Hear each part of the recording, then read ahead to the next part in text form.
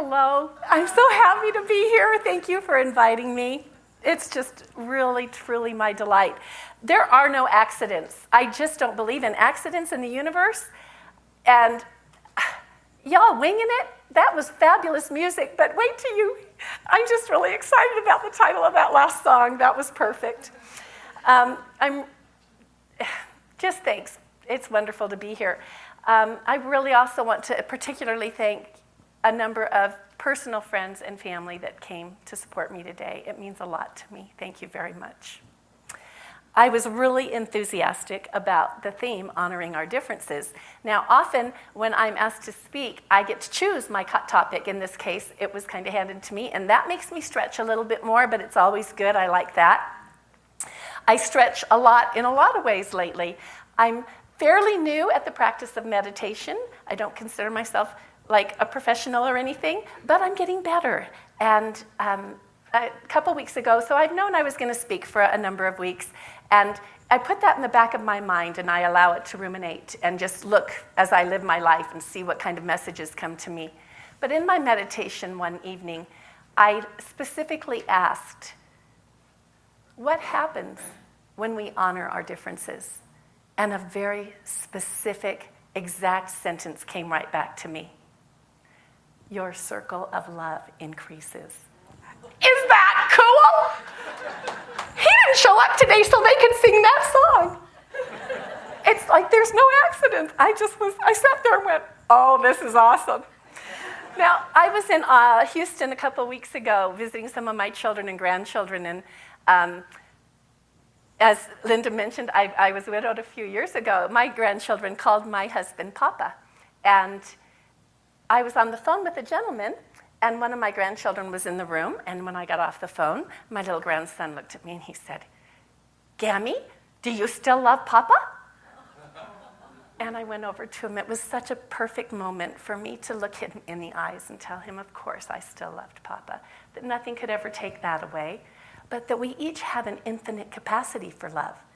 And we can just keep opening it up more and more.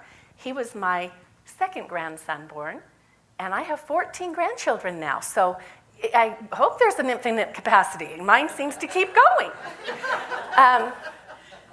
We all generally surround ourselves with a circle of like-minded people. It comes naturally. We're born into a family and we get that belief system, and we live in a community generally of the same, birds of a feather, you know, that kind of thing. My experience has been, and most of my life I've lived in large cities, but I've spent a lot of time in smaller towns, especially as my work has taken me there, especially when I lived in Texas. And I think sometimes it's really easy to become open to diversity when we're in a city, because it is more diverse. My children were basically raised in Houston. Houston right now gets to boast being the most diverse city in the United States. It does not have an ethnic majority at all. There is no ethnic majority.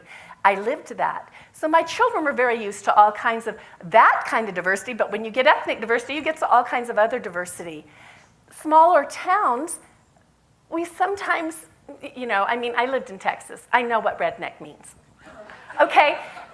And it's not always a term of endearment, but sometimes it is. Sometimes we judge others as bigots or name them something, when in reality, giving a little more love towards them, often they just simply have not been exposed. And so I want us to lighten up on that a little bit. Our words and our actions can encourage others to feel judged, rejected, misunderstood, left out, and wrong. In those instances, we choke that circle of love and inclusiveness, and our differences become a dividing line that keeps it's them against us or something like that. Our words and actions can also encourage others to feel accepted, understood, included, and loved. And then we unite, and that circle of love increases. To honor means to show courteous regard for or to accept as valid. So if we honor our differences, we're going to show courteous respect for and validate those differences. And there's tons of ways to do that.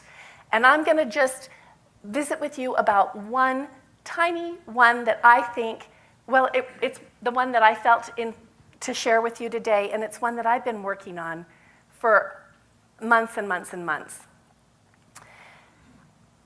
Instead, I want to invite you to consciously open your circle of love by suspending judgment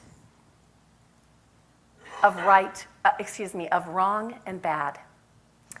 And instead, open your minds to curiosity, to wonder, to inquiry. And to do this by eliminating or limiting, or at least trying to limit, the actual words wrong and bad. And to a lesser extent, their corollaries, good and right. And I'll explain why I think that's important as we go along. A Course in Miracles teaches that every act is either an expression of love or a call for love. Every act is either an expression of love or a call for love. Think about that a little bit. The following are quotes that I've heard from children. Sorry, teacher, I was bad today. I'll be good, I promise. I hate me. I'm trying so hard. What's wrong with me? I hope you notice the common factor in each of those statements. In every one of those, the child had internalized the idea of bad and wrong. It was no longer about something outside of them or an action they participated in. It was them. Coaches have coaches. About 13 years ago, I had my first coaching session. And I liken it to Tiger Woods. I don't think he's the champion anymore. I don't even keep up on that stuff. But he used to be. And he had coaches. Well, the coaches couldn't beat him, or they would have been the world champion. But they could see his swing, and he couldn't. And so I sat down with my first coach because I couldn't see my swing. And in about 5 minutes, I wanted to swing at her. Because she said to me, "Do you always have to be right?" And I didn't like it. I did, however, take it to heart. And I watched myself. And it took me, honestly, a couple years to work on that. And I'm still working on it, but to recognize what compelled me to want to be right all the time. And in some of my courses and different studies, I learned about the subconscious. Carl Jung said, until we make the unconscious conscious, it will direct our lives and we will call it fate. And that is what had happened to me. I had an unconscious belief in me. And through a series of tools, I was able to actually uncover what that belief was. And here's what that belief was. If I'm not right, I am wrong. Now, that might sound fairly benign to you, but this is what that belief meant to me. If I'm not right, I am wrong. That meant if I got in the wrong line for cotton candy and I meant to get into the snow cone line, I was wrong. Not I made a mistake, I was God's only mistake. That's how my belief system was. That compelled me, that kind of pain, feeling like I am wrong, compelled me to always want to be right. And to a lesser degree today, it still does. Though I have now consciously chosen to pull that belief out and replace it with a new belief. My new belief, I am all right. I'm not always right, but I'm all right. When a child says, I'll be good, how can they be anything but? And that is why I want to rid my life of those particular words, wrong and bad. Because too often, We're either sloppy or negligent, and in some cases intentional with our speech. And those powerful words are used against others. You got the answer to fill in the blank wrong too often turns into, I'm wrong. Losing a game turns into, I'm a loser. The student that came up to me one day, I was substitute teaching, and said, "Teacher, I'm sorry, I was bad today. I wish today that I had been more inquiring. I did correct him, but I wish I had asked him, what made you think you were bad?" Because then maybe he would have discovered on his own. But instead, I jumped in and just started telling him. But it was okay. I still am okay with that. It was a good thing. I told him, it's impossible for you to be bad. You're wonderful. Clear through. Now, your choices, on the other hand, could be a little different. But please, darling, don't ever mistake that your choices equal you, because you are inherently good and wonderful. Clear through.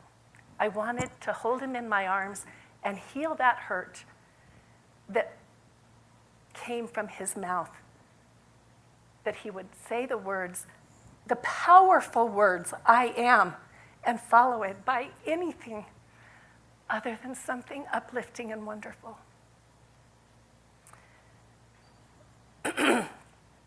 When we operate from our highest, our divine self, we always come from love, and joy and happiness are always the result.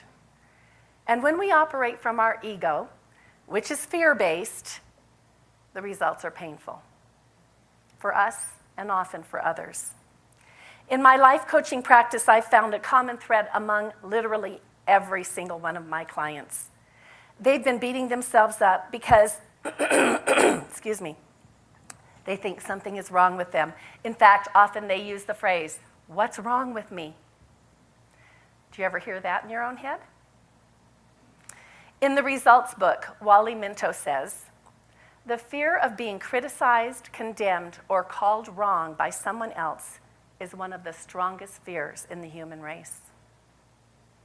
The fear of being criticized, condemned, or called wrong by someone else is one of the strongest fears in the human race.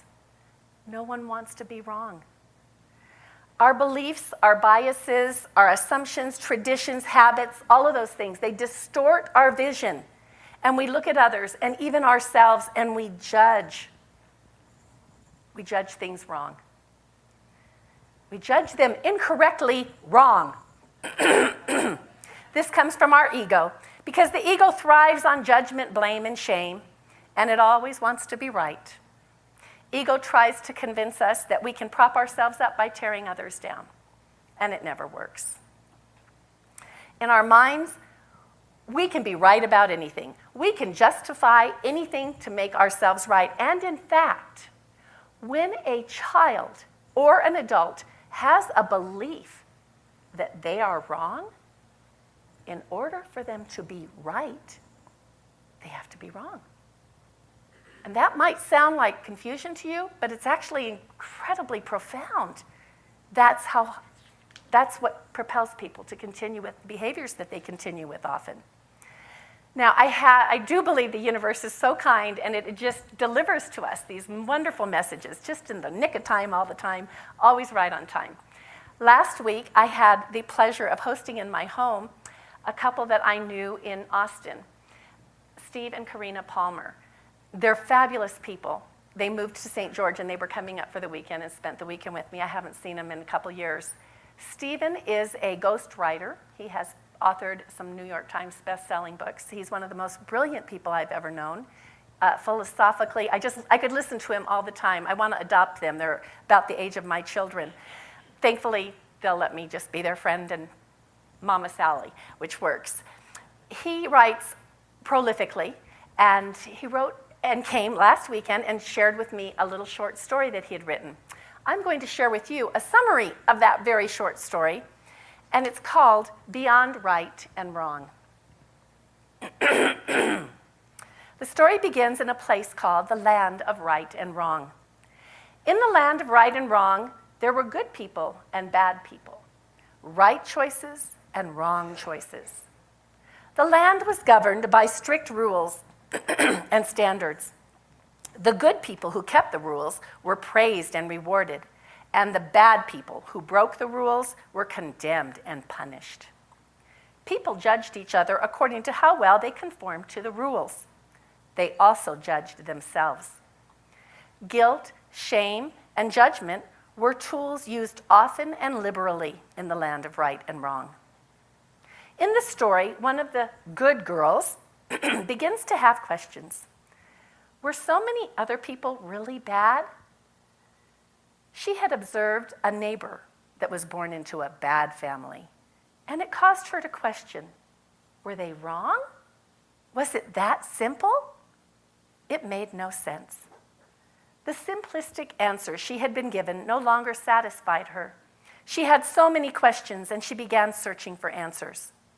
In the story, the good girl discovers an old guru who had long ago been banished from the land of right and wrong because of his different worldview. When they meet, the good girl explains that she has always been a good girl, but she is very unhappy. She expresses that she is plagued by questions, but no satisfactory answers, and asks if he can help.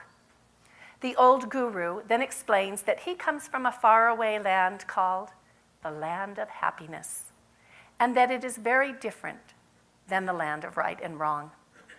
In the land of happiness, the people labeled nothing right or wrong, good or bad. Instead, they saw choices that led people to be more happy or less happy. He told her, in your land, people who break rules are judged as unclean and unworthy. In his land, they saw no unworthiness, only unhappiness. In his land, he told her, we make choices based not on good or bad, right or wrong, but rather unfulfilling or unfulfilling. Choices that bring more happiness or less happiness. When we vigilantly judge or label our differences as right or wrong, good or bad, we lose out and we shrink our circle of love. We cannot make ourselves right by making others wrong. When we allow for differences, we don't just tolerate, but we celebrate our differences. We increase our circle of love. The Persian poet Hafiz, as translated by Daniel Ladinsky, says, everyone is God speaking. Why not be polite and listen? Contrast that to how we feel when we've been dismissed, discounted, when we aren't heard or understood. I stopped explaining myself because I realized that people understood only what they wanted to. How beautiful it is when we are truly heard by eager ears and more so by open hearts. Our Muslim guest last week shared his experience a little bit, didn't he? When he talked about how people will call him or come to him and immediately talk to him and tell him what he believes, but not inquire, just judge. A very benign story. Had the opportunity at a social gathering to visit with a man who was a private investigator. And I turned to him, and I really know a lot about private investigating because Magnum PI. But even though I already knew everything, I looked at him and I asked him if he would share a little about his career. His eyes literally lit up. And he looked at me and he said, thank you for asking. And then I got to hear some fabulous stories. On a less benign level, it's only been, I don't mind everyone knowing, I was born in the 50s. And life was a little different then, and I wasn't exposed to as much then as I am now. Even when I was in high school, I don't know of one person LGBT that came out in those days. It wasn't safe. It wasn't okay. that has changed immensely, and particularly in my life, as I had 2 stepdaughters that were lesbian, and have opened my circle of love to many LGBTQ individuals. One of the things that has been a brilliant and wonderful thing in my life is when I'm able to ask them to share with me their story of recognizing who and what they are and their coming out. It has broadened my circle of love. I believe we're all individualized or different manifestations of the one divine God. I love Wayne Dyer's explanation of that. He talks about how if God were the ocean, and we take a cup of the ocean out of the ocean, equaling each of us, he says, we're all ocean, but we're not all of the ocean. We're all divine, 100%, clear through, but we're not the immensity of God. We're just pieces of it.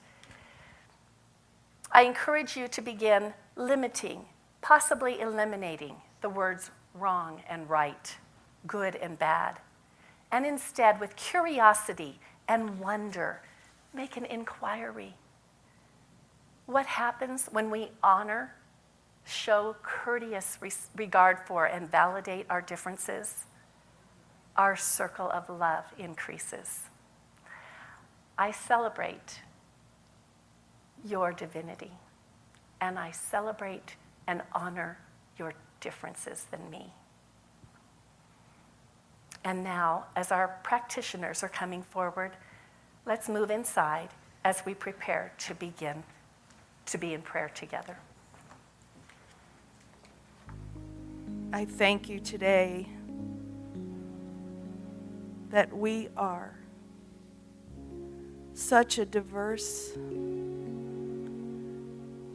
collection of individuals, each with unique and special gifts.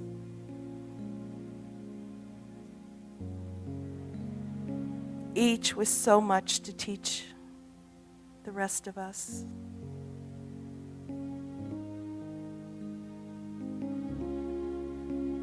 And as we move forward together in community, I am knowing right now that each person here is so aware of how it is that they are a divine expression, unique and special.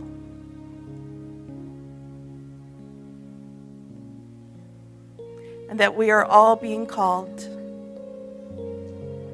to be in love together and to give our gifts so that we might grow and be a bright light in this community, so that the love that we share here together can reach out and touch all of Salt Lake and spread out to Utah and the whole world. How grateful I am for each person here.